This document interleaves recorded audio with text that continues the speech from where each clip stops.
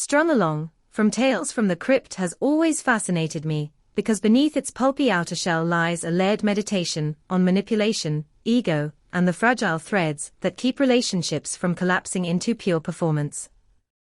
Watching it again with the perspective of time, I am struck not only by its narrative twists, but by the emotional choreography behind every scene, as if the characters themselves are puppets pulled by invisible strings far more real than the ones in the protagonist's marionette act. The episode opens with what seems to be a portrait of fading glory, a once respected puppeteer desperately clinging on to the remnants of a career that has slipped into irrelevance. His studio is cluttered not only with wooden figures, but with the weight of past recognition, and the space becomes a visual metaphor for someone living inside an echo of his own former applause. The camera lingers just long enough on his hands, aging and trembling, to remind us that time is the truest antagonist here, and no supernatural twist can fully overshadow the fear of no longer mattering. When his much younger wife enters the scene, the tension between them is nearly palpable even before the plot reveals the underlying fractures. She walks not with the carefree step of a newlywed, but with the restless impatience of someone performing affection out of obligation or convenience. I remember the first time I watched this episode as a teenager and misread her boredom as simple shallowness, but adulthood has a way of sharpening your interpretation of human dissatisfaction. Now I see a woman suffocating inside someone else's nostalgia, her desires tied up like marionette strings around a man who cannot accept that she is drifting away. The episode's central theme of control emerges early, woven through ordinary interactions. The puppeteer's lessons to his young apprentice echo his desperate attempt to retain authority in every part of his life. The dynamic that forms between them is unsettling not because it is overtly hostile, but because it is laced with unspoken resentment. Each scene feels like an allegory for the ways mentorship can curdle into rivalry, especially when age and ambition collide. The moment the plot introduces the idea of betrayal, the tone of the episode shifts from melancholic to claustrophobic.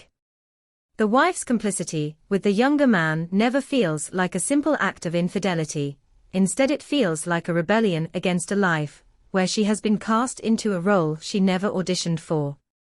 The apartment scenes at night, dimly lit and heavy with suspicion, remind me of the way arguments simmer in households where love has decayed into routine. The director uses silence as a weapon, allowing each character to interpret the quiet in whatever way fear demands. What sets this episode apart from others in the series is how deeply it explores the psychology of aging artists confronting their fading relevance.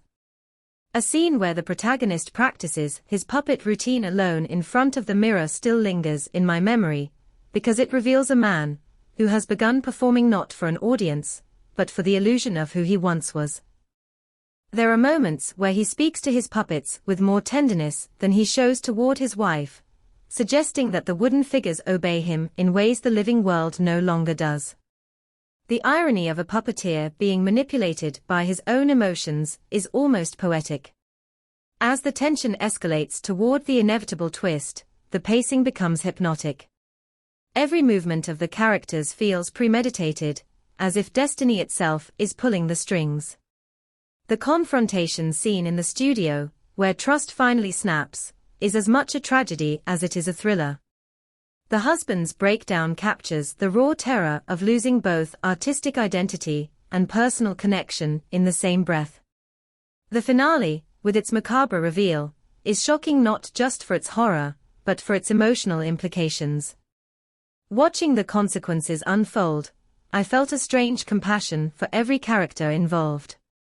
They are not villains, but flawed individuals trapped in roles they cannot escape. The puppeteer's final actions echo the desperation of countless artists who fear obsolescence more than death. Even the treacherous lovers are painted with enough human imperfection to make their motivations understandable. Revisiting Strung Along reminded me of a conversation I once had with a retired theatre actor who confessed that the scariest moment of his life was not when he forgot a line on stage, but when he realized the audience no longer remembered his past performances. That sentiment permeates this episode like a haunting undertone. The story becomes a meditation on how people try to hold on to relevance by holding on to others, even when it tears everyone apart. When the end credits rolled, I found myself thinking about the strings that shape our own relationships. How many of us cling to someone because we fear what their departure might say about our worth? How many of us become puppets in someone else's unfinished dreams? Strung Along remains a reminder that control is often an illusion and love, once manipulated, becomes a performance too fragile to sustain.